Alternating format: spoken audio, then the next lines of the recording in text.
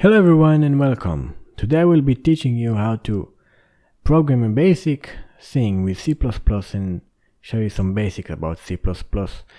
And a little disclaimer, I am gonna do it in a simple way. I won't try to make any weird and advanced, let's call them, or fancy words in English. I don't really care about that. I will try to make it as simple as possible. And for this tutorial video I'm gonna use code blocks, which you can download for free from their website. Just type codebox in Google and you will find that one. and you can use anything else as well, like Microsoft Visual Studio also works, like everything works. And then if you use code blocks, just follow what I am doing. I'm gonna make it from zero. So create a new project, console application, go. Next, C++. If you want C, you choose C, but we are gonna do C++, so C++, and I'm gonna talk so fast here. Let's call it tutorial. Next, choose whatever this compiler. Finish. Okay, now as you can see, well, you kind of can't see, but I will move it around. Now you should be able to see that.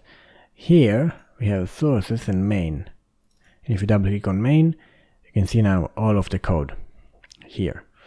So we already got some simple thing here, but I think we should do it from zero, and I should explain, or maybe I can keep it like this and just explain every line what it does here. So include Iostream. Why you need that? Why you need to include this library? Is because what it does is lets you to use cout and cin, which is kind of like print to the user or take some data from the user input or something like that. So that's why I need include Iostream. I have also seen, I'm not the best one in C++, but I do know the basics, and like I also seen people using like this, which I don't really know if it's very necessary, because honestly everything worked for me with strings without including this one. But for the sake of this video I can just skip this here, because maybe it's important, even though I don't think so. Using namespace std, which is I don't know, maybe it's standard or something like that. But using namespace std, what it does is, usually if you wouldn't include that here, you would have to do something like this. I'm pretty sure, something like that. And then it would only work, this whole command. But to avoid using this stupid thing all the time, you can just use using namespace std, and then you can use it just like this, very simple. Int main, what is that? This is where your main code should go. It's like, this is the main, like, I guess you can call it like function kinda, but you type your whole code here, and this is your application, pretty much, inside the int main. And int is integer, it's like a number, and that's why I need to also put the return 0 here, because even though it still worked without the return, but I think it's recommended to use the cout. Cout is kind of like, I don't know why I always call it like shout out, but it's kind of like, imagine C, the language, and then out. It's kind of like print something. And then here you can see what it wants to print, which is hello world. And then the hello world, you can call it going inside the cout, and then the cout will print it, whatever is here. That's why there is these two arrows pointing to cout. And then what is this one, end L? It's kind of like end line, and the end line is also like kind of flushing all the, I'm not very sure if it's really flushing all the data, but I'm pretty sure that's what it does. So it's kind of like end line, also kind of flush data. But you can also use, like, if you want to, like this, which is just new line. Instead of this, and this, just like this, which is also very simple. We can use, actually I don't really want that one. I want to use the end there, because I think it's smarter to use that one, in my opinion. And then now, if you press here, which is build and run, as you can see, hello world. This is what the basic code box gave us. So this is pretty boring. We want to do something much more interesting than that. So I will show you some basic things here. Let's do like this. Some simple thing that usually you will do in every school if you learn some programming language. So it's kind of typical thing to do. Let's do, what is your name? And then after this one, scene.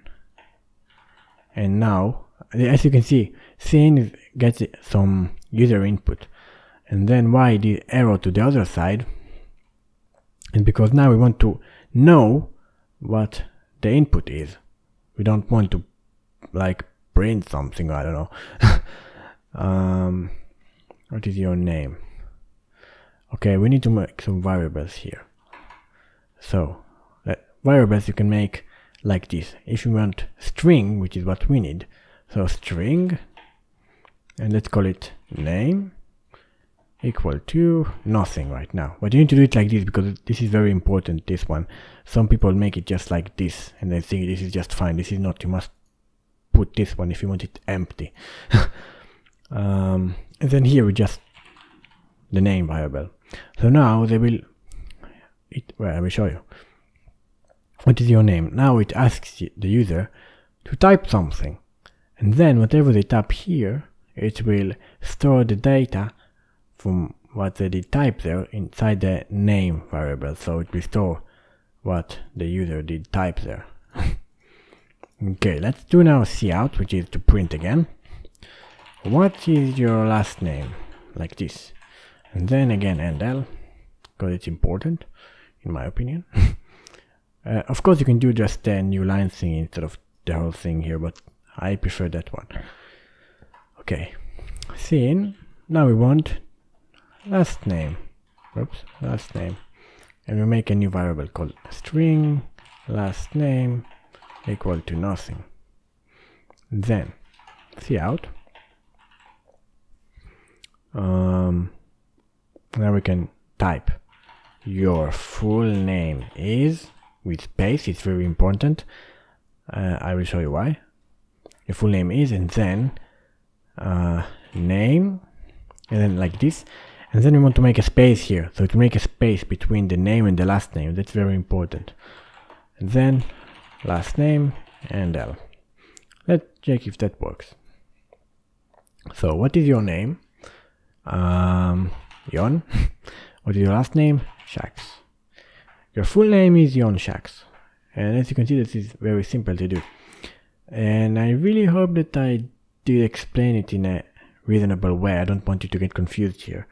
Because if you get the idea of the arrows, where they should point, that it gets very simple, honestly. And I hope you managed to understand something from this one. But this is not over yet. We want to do something a bit more complicated than just this, because this is way too simple. And yeah, this is some basics here, of course. But we want to do something a bit nicer than that. And then, yeah, let's do scene, cout. And you can type little quiz for you. And L, actually, maybe I should just make a new line here and then type how much is 5 plus 5? Very simple thing, but let's use that one. And the string here, and L, and then int. This is a new variable. Int means integer, so it's like a number variable. So int number equal to 10, because 5 plus 5 is 10, obviously. Okay, now scene. I need to make another one, by the way. Int user, well, let's just call it answer. And you can make it like that in, I think, because this works like this. You don't need to do like the string one, like equal to something. You can just keep it like that. Okay, so scene, we want to get some like data inside the answer. What is the answer that they gave us? Okay, now we can make like this. If, yes, we use if. If statement is like, we want to check let's say if the user did type the correct answer, it will say correct. If they type the wrong answer, it will say you are wrong. Yeah, higher, lower numbers than 10, it will say it's wrong, unless it's 10. So that's a very simple if statement here. Okay, so if answer is equal, you need to put double equal, by the way, to make it like equal. Equal to number, which is 10, number, as you can see. Then what will happen? Then we just want to print cout correct and L, and that's very simple thing already. But this is not all. Then else, if, and then if what? If answer is, right? If answer is smaller than the number, then what will happen? What will happen is that we will say, very simple thing, cout wrong. Well, just wrong. And then and L, oops, and L like that. And then just else, because that's whatever is left. Else, cout wrong, and L. Okay, now let's see what happens here. What is your name? Jon Shax. Your full name is Jon Shax. Little bit for you. And we can make a little space between that, by the way, we will do that. How much is 5 plus 5? Let's say it's 9 on purpose. Wrong. As you can see, don't let me to keep to try again. It just ends the program right away. And we want that to change. So, little quiz for you. Wrong. Okay, we can do, let's space this out. Let's make a for loop. For.